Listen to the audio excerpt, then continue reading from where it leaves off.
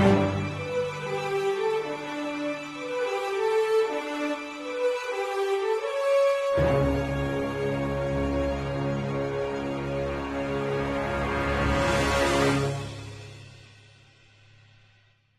and welcome back to the Rise of the Rune Lords. It's me, DM Clinton. Alex is the first to tell us who he's playing. I'm playing Gintaris, and we're pretending we're Huckleberry Finn. Next, it's Nathan. Who are you playing? I'm playing Reeton, and I just want you to know that there was a recent comment where somebody said I was their favorite. Aww. I heard about that. Aiden, who are you playing? I am playing Uller Burzum today. Hold on. Objection. Braskin's back. Try that again.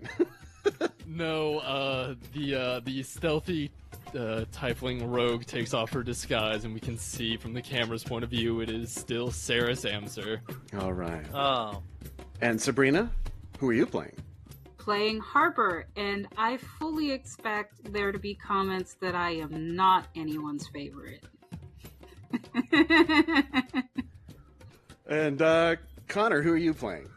I'm playing Uller Burzum, but what's going to happen is I'm going to go and grapple Saris, and then I'm going to just also play Saris for the rest of the episode.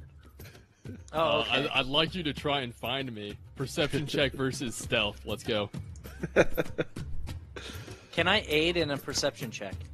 No. 39. It's a Try good and question, find though. me.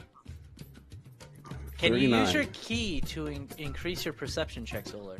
No, but I can increase my movement speed, and I don't really feel comfortable with this conversation. You're my ally. What are we talking about? These thoughts are poison. Yeah. So we're back in Magnamar, where the team had got a new mission sent by the Lord Mayor Grobaris. And he wants you to investigate why, up in Fort Rannoch near Turtleback Ferry, one of Magnamar's holdings, why the Black Arrows have not been returning their missives. So they sent you, someone expendable and proven to be capable, to go up the Yondabakari River, past Wardle and Whistledown and in Ilsurian, and go up the Skull River to Turtleback Ferry. It's, as the crow flies, about 300 miles. Oh, as the crow flies? As the crow flies. Could I interject with a quick question? I don't really know much about the Black Arrows. Is there anything I could roll to see if Uli would know anything about them? Okay, go right ahead. It'd be a knowledge nobility or knowledge local check. If I have both, do you want both or just the highest? How do you want to do that? Just one. If you fail on one of them, you can try the other. Alright, I made a knowledge local check of 17. All right. The Black Arrows are a Magnamarian group of rangers that work out of Fort Rannoch and are posted in Fort Rannoch, just north of Turtleback Ferry. They have been known to be very grim and taciturn, and they're not very... Well, they do a good job keeping the local giants and ogre populations under control. And of course, they all have black arrows, which is their signature ammunition. Oh yeah, that reminds me. I gotta fill up on ammunition. All right, that's no problem. Go ahead, head out to the... Right before you pack, as you're packing up and leave, you hit the local bazaar. Grab a bundle of 20 arrows, I think? Is it a Sure. bundle? Shoot, I don't remember. Whatever you want. Everyone packs up and gets ready for their morning voyage.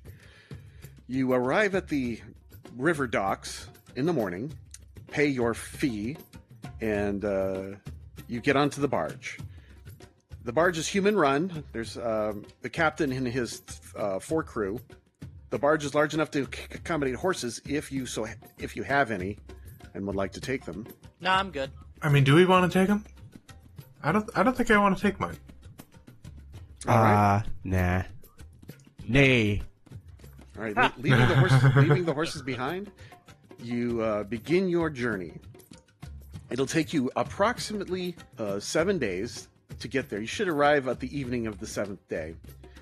And the first day's travel gets you to about 30 miles here, another 15 there, 45, about this far. All right, the Yondabakari River is the longest and one of the most heavily traveled waterways in Varisia. It stretches from its source in the Mindspin Mountains all the way to the Varisian Gulf, with its mouth serving as the port of Magnamar. The river is one of the few sources of water in the dry Cinderlands, through which it flows after leaving the mountains of its origin. It then cascades down the Storval Rise at Karamaga, the severe drop limiting river traffic from one end of the river to another. Once again on flat land, the Yondabakari continues southwest to where it forms with the Skull River like Lake Sarantula at the feet of the Fenwal Mountains. The river flows out of the western end of the lake, serving as a natural divider between the Sanos Forest and the Mush Fens to its final end as it pours into the Varisian Gulf. Perhaps the result of its length, the Yondabakari varies greatly in its features, sometimes cutting definite banks along the rolling hills, and other times all but blending in with the swamp of the Mush Fens. While much of the travel takes place on the river itself, the northern bank of the river is followed closely by a well-worn road called the Dry Way. Travel along the river is generally safe, but near the swamps, there are risks of boggard attacks. Now, as you can see to the south, there are the Mush Fens. One of Avastan's largest wetlands, the swath of swamp known as the Mush Fens, stretches along the entire southern border of Varisia. This trackless region has resisted every attempt at colonization so far, and to this day remains a wildland in every sense of the term. Boggards, marsh giants, and stranger creatures rule here. There's that boggard word again. Can anyone be bothered to tell me what a boggard is? I was going to say, would I know any more? Knowledge, local checks. Ooh, Hula got a natural 1 for his knowledge local check. He isn't from round here. He doesn't think that that is a word. I also got a natural 1, but it's a 14. Sarah still, and she agrees with Okay, you. whoa. Boggard, it's a misnomer. Wait, can you critically fail skill checks? No, but a 14 is pretty miserable. You can't, but a 14 is a fit. No, actually, even with a 1, you're right. A 14 tells you that boggards are humanoid, monstrous humanoids. They look like frogs. They're frogmen. Okay. And Harper, she knows quite a bit about. She knows lots about boggards. Does she? She does. That's good. That's good. Let's see. She says that boggards resemble anthropomorphic frogs or toads, complete with webbed hands and feet, large eyes, and overly wide mouths. These creatures make their homes near large rivers or deep in marshes. There they make small villages composed of mud mounds on the banks. Boggards start out life as tadpoles in breeding ponds, eventually growing to a length of 3 feet before sprouting arms and legs and becoming capable of terrestrial living. Acceptance into the clan then depends on the young boggard's successful hunt to kill a sentient humanoid. Those who fail are exiled from the clan. As boggards age, they continue to grow and lose their coloration. Exceptionally old boggards bear completely white skin, covering massive, corpulent bodies. Some of these boggards rank among the caste of priest kings and enjoy a life of grotesque pleasures ruling their clans. Though often hunched over, boggards stand around 5 feet tall and weigh close to 200 pounds. The creatures live for 50 years, though the harsh swamps and infighting usually cut these years short. And also, you can ask one question about their traits, such as offensive or defensive, or a skill or a feat they might know. Yeah, let's go with a special feature. Special attack or defense? Let's go with defenses. They normally wear light armor. Just kind of like we would wear, where it's like a leather armor or something like that, or yeah, something like that. Yes, they are typically leather armored. Yes. Okay. Creepy little frog folk. Mm-hmm. And and you said that they have a ritual where they have to kill. Is it humanoids or is it specific races that they try and kill to? They have an acceptance in the clan ritual where a young boggard must successfully hunt and kill a sentient humanoid. Okay. So that could be any one of you. Yeah. No, I was just wondering if any of us right, were possibly exceptions, or if it was humans versus humanoids.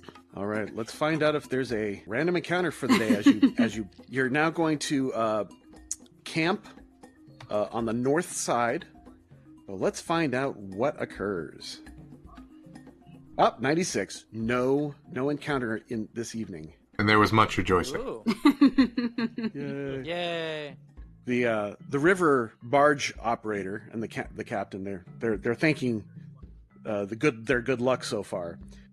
All right, so there's another 20 miles there, and we're traveling eastward, meandering down, turning down and south around a bend, and then finally you get to about here. Hey, before you continue, can I just say something real quick? I'm going to activate my battlefield presence and give everybody a lookout. Oh, is that before the watch starts? Yeah, it's gonna be constant from now on, but every once in a while I'm gonna remind you that I have it active. Do you want to give the listening audience at home a reminder of what that is? I would love to do so. So Lookout is a teamwork feat that I get to use, and it functions as an aura per my archetype. And what it will do is, if one of us has an action in surprise round, all of us will get an action in surprise round. Yeah. Great. So is that something that ever... does the duration of that ever go away, or is that... No, it is. There is no duration. So as long as you're awake and aware... Yes, if I have to be conscious, and everybody has to see me, but those are the only conditions. Okay. Then 30 feet. 30 feet of Like your an aura, aura. but we could plan for that. Yeah. Mm-hmm. Sweet. I like that. Okay. Sweet. Yeah, it's great. Okay, so another night passes day and night passes uneventfully with a 77. And now in the morning, I'm going to interrupt you again. I have a couple spells, and I'm going to start praying now because these are going to be really useful for me to have. So I am praying in the morning before we start out. All right, what does Smiad grant you? I have 2 first-level spells. I have Bless and Hero's Defiance. Everybody knows what Bless does, but in case you don't, that gives you a +1 to your morale bonus for attack rolls and saving throws against fear effects. It also counters and dispels Bane. Hero's Defiance is just for me, and what this will do is, the instant before you are reduced to 0 or fewer hit points, you can expend a use of your Lay on Hands ability to heal yourself as if you had used Lay on Hands, plus an additional 1d6 hit points. This is an immediate casting time, and if this healing brings your hit point total above 0 hit points, you do not fall and you may continue to act. Very nice. Yeah. So it's a get yourself out of jail card. Totally, and I also have one second-level spell, which is going to be Iron Skin. That's a good one. That's very good. I'm just glad that you have a safety cord, because I've seen how Clinton likes to hit you. Yeah, and I kind of stumbled across that Hero's Defiance, and it is absolutely what I need. All right. Well, glad you have a solution to my problem. Yes. All right. Well, anyone else have anything to say before we move on to Wordle? No. Do they have a market? Big enough to be on a map? It's big enough to be on a map. I'm sure there's something you can buy there. Though it's not a new settlement, the town of Wordle remains something of a frontier trading post, primarily populated by swampers and trappers who do not mind the inhospitable environment amidst the mush fens. The buildings of the town rise out of the murky swamp water on stilts, connected by wooden boardwalks. Major exports of the town are peat, fungus, and furs, mostly sent down the Yondabakari River to Magnamar. The town sports a few successful brothels and a precariously tilted tavern called The Lean-To, which serves a local liquor called Bog Grog. Wordle was taken under Magnamari control in 4611. Current year is 4707. Oh, well, that's not too long. It's almost 100 years. Yeah, about 100 years. So it's been there a little while. Well, I think I could speak for Reeton when I say we should try some Bog Grog. Gintaris, Harper, Saris, you want to join us? Yes, I would like some Bog Grog, please. Bog Grog? Okay. Yeah. Oh, and it sure tastes like something out of a swamp. It can't be as bad as that hagfish juice. But it's potent. And in the town, they have these following magical items for sale.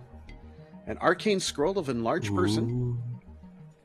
a potion of magic weapon, a potion of fox's cunning, a potion of cat's grace, a potion of spider climb, and a potion of remove paralysis. You happen to have a fascination with potions, I've noticed, last week and this week.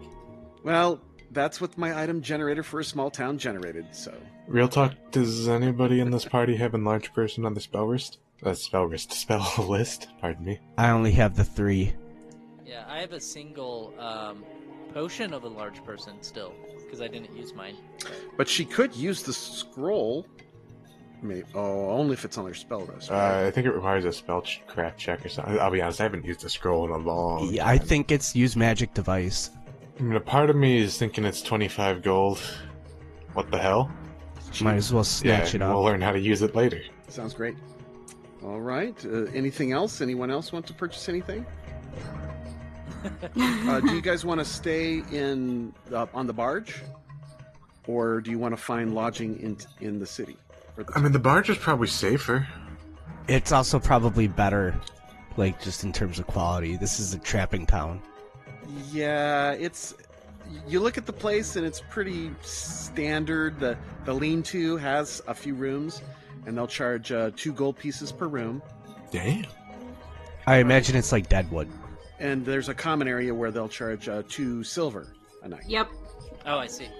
A small town has 1,000 gold piece base value. So anything 1,000 gold pieces or less is commonly found here. And I cannot buy what I want, so... Like the axe? Well, no, that's 23,000. I'm pretty sure I wasn't getting that. That won't even be found in Corvosa or even hard time in Absalom. I was thinking Bonebreaker bracers. See if I can find those, but... Right. Because I couldn't find those at Magnamar. Oh well. Oh, next time. Okay. One day I will find something. Okay. Well, are we ready to move on? I vote for getting some grog and staying on the barge. How about you guys?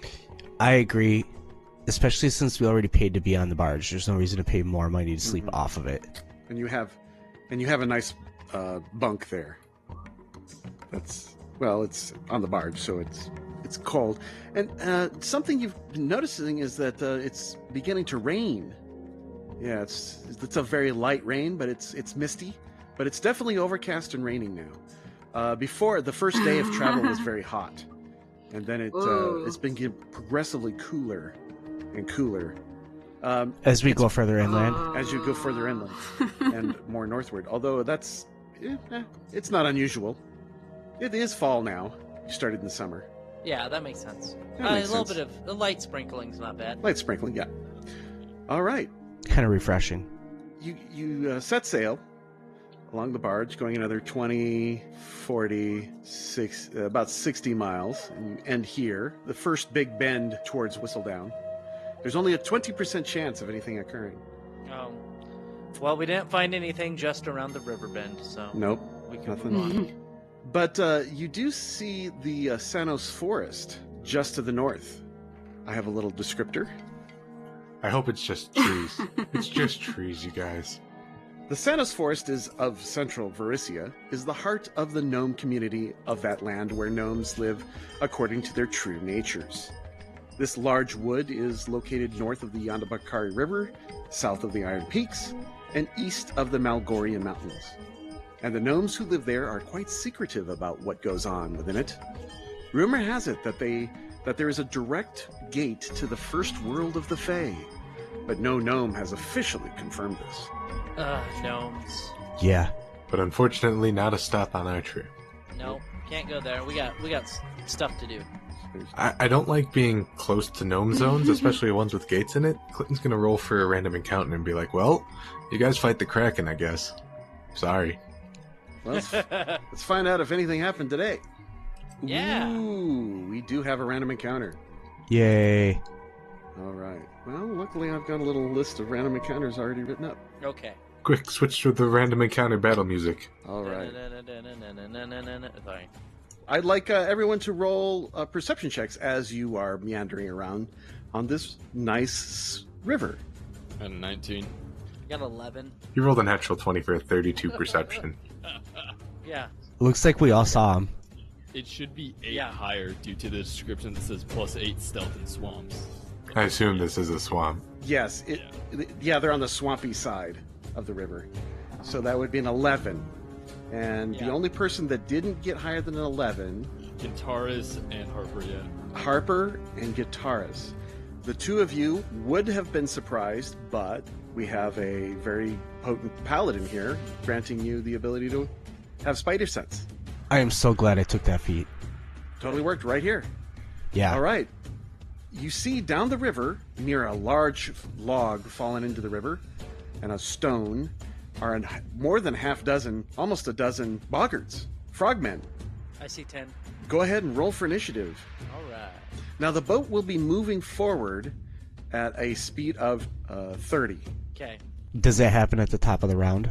Yes, it'll happen at the top of the round. Thank you. I got a 13. I got a 17. Get a 16. And the Boggards get a 19. 24. What about Harper? And I got a 15. All right. So Saris is first in round All right. 0. Do I get a full turn? No, this is... Well, I realize it's the surprise round, but Right. I'm looking at the lookout feat. Well, so it says if both you and your ally be able to act in the surprise round without the aid of this feat, you may both take a standard and a move action during the surprise round. Oh, that's even better. Yeah, that's great. So the whole Because- team, if the whole team, those that are not surprised... Oh, Gintaris, was she surprised? Yes, Gintaris was surprised. Okay, so she doesn't benefit from that, and Harper doesn't benefit from it. No, I don't think so. Now, if Taurus was not surprised and could act in this round, then she could grant that ability to everybody else. So we all get to take one standard action worth. If Gintaris had made the DC to see them on the stealth check, then we'd all get a full round action. except for Yes. Harper. Yes. Okay. Yes. Just wanted to clarify. But then everyone's initiatives are changed to right underneath Saris, right? Yeah.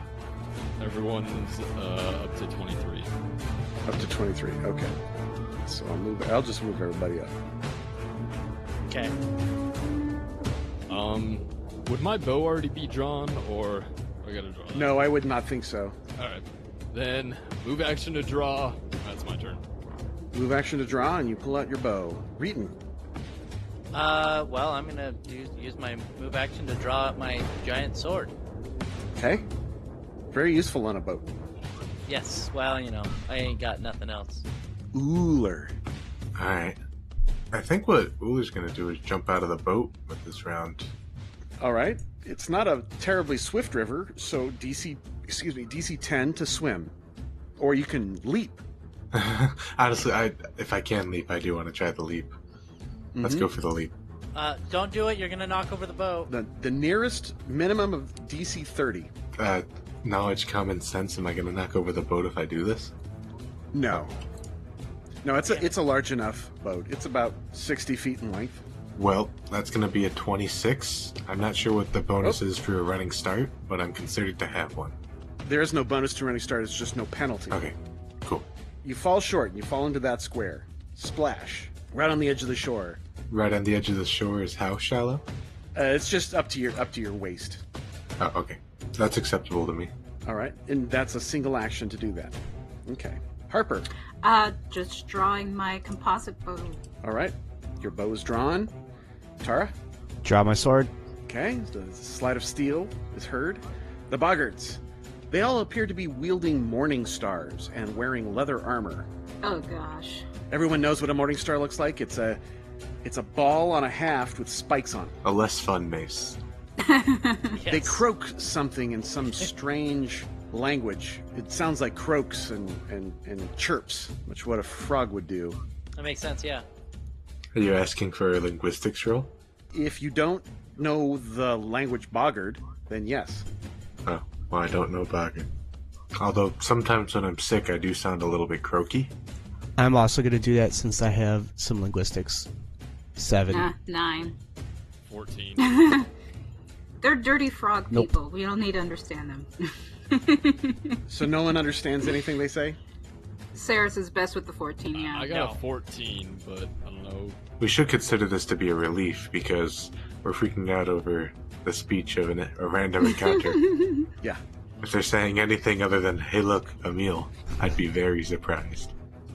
It's all the pubescent frog people, and they're trying to join their tribe. Yes, they do all look quite young. Ah. It looks like this might be a hunting party. Young and murdered soon. Well, they have murderous intent in their eye. Yep. So they all moved a little bit southward. The ones in the river move much faster than the ones on land. The ones on land are hopping and hunched. Wow, they swim pretty well. That's right. You guys might be eating good tonight. With some frog legs. Ha ha ha. So there are, as you can tell, there are 4 humans on this boat as well, but they're non-combatants. They're just someone you have to protect. Okay. Saris, you're first to act again? That's fine. Do I have cover from these guys? Yeah, Reeton does provide cover from some of them. Okay, then I'm going to stealth. And you disappear. Trying. I'm not going to check. Yep. Not even close. Nope. Alright, I'm going to shoot the closest one. Okay.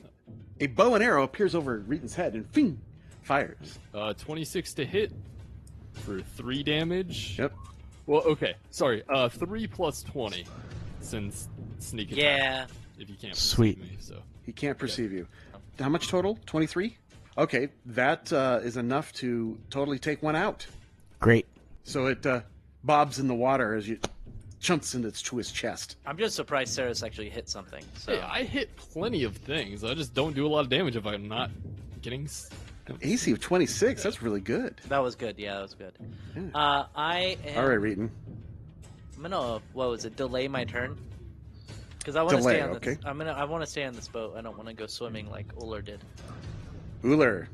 Uller is waist deep. Is that going to be difficult terrain for me? Yeah, just no, it's nothing to leave it.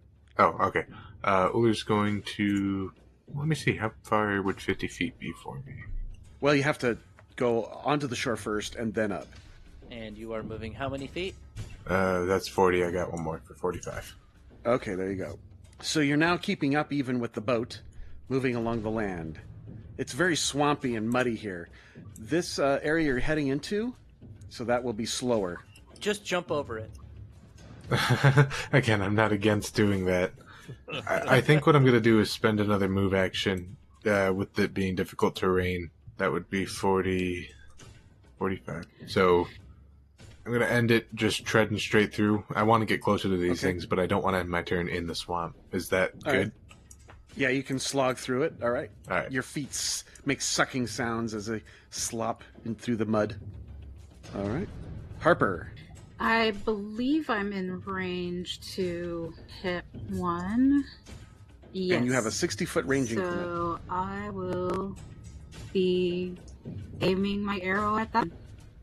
15 to hit. The AC is 14. Woo. You did it! For 3 points of damage. Yeah. Well, it's far away. All right. It loses momentum. And I you know. have a tiny little arrow. Yeah. Pew, pew. more like a dart. Pew. All right. An arrow flies over your head. Gintaris, what do you do? I'm going to take a 5-foot step to the northeast here in the front of the boat. Okay. So you move forward and have your weapon ready. That's right. Okay. The Boggards' turn to move. Croaking and chirping, they move forward. They don't need to move. We'll come to them. Not doing full moves, they're just moving enough. Then the ones on the ground get ready, do a single move action, and wait for Uller to arrive. Ready with their weapons. They don't seem to be too affected by the mud. Their big, flappy feet apparently are good in this terrain. Round 2, and, well, that's all the time we have today. Oh, man. Really? We'll start up next time on Rise of the Rune Lords with the Romonger's crew. Say goodbye, everyone. Yeah. Bye-bye. Okay. Bye-bye. Bye. Bye.